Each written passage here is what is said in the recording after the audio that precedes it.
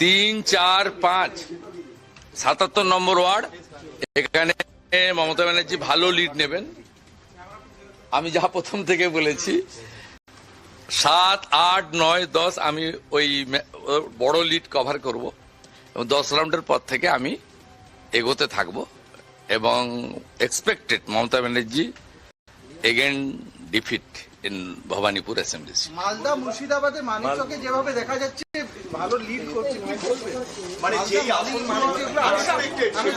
এক্ষুনি কিচ্ছু বলবো না, বিজেপি সরকার করছে এটুকু বলবো এবং ক্লিয়ার ম্যান্ডেট, একদম ক্লিয়ার ম্যান্ডেট বিজেপি সরকার। দাদা দক্ষিণ না না না, it's too early to say.